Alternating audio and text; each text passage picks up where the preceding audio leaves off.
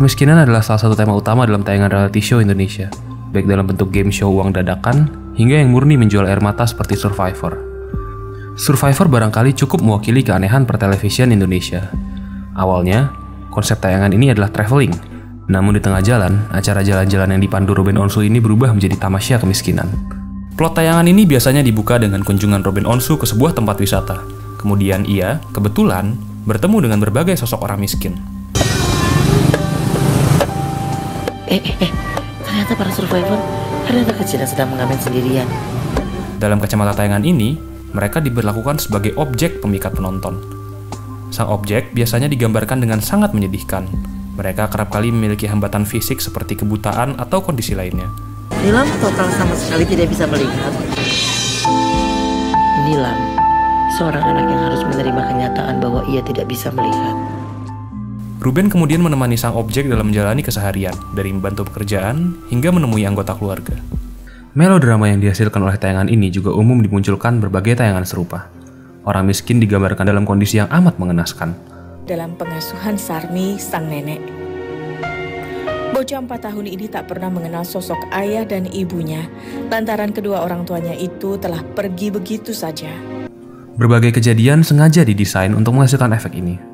Elemen tambahan, seperti preman atau aparat, kerap dihadirkan untuk mengganggu atau menghalangi berbagai usaha si miskin dalam bekerja.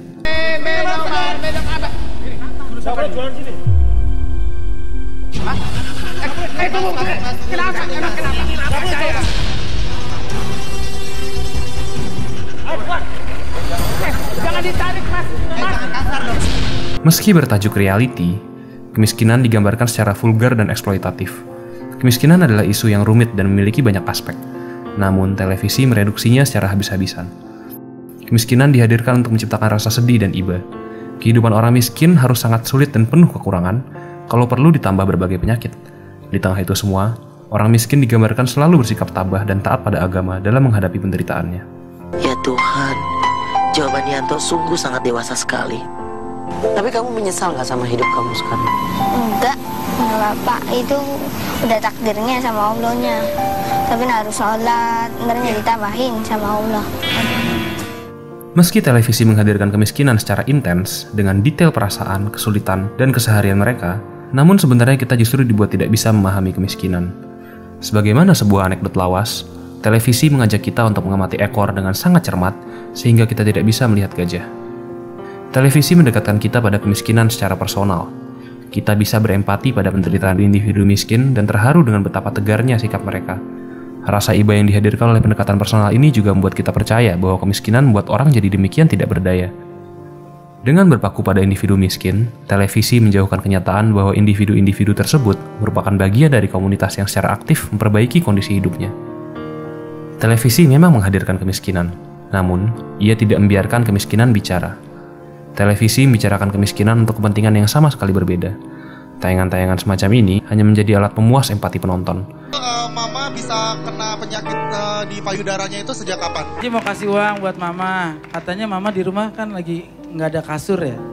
Ya ada sih tapi udah tipis banget. 1.500.000 buat beli kasur mah. 1.500.000. Terima kasih Kak. Ibu Rina berapa? Bayar uji kom. Semakin besar penonton berempati, semakin besar pula kesetiaan mereka pada tayangan-tayangan tersebut.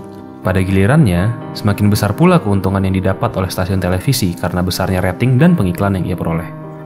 Kemiskinan di layar kaca pada akhirnya hanya menjadi barang dagang untuk memperbesar keuntungan dan tidak memberi manfaat apapun pada orang-orang kecil yang ia bicarakan.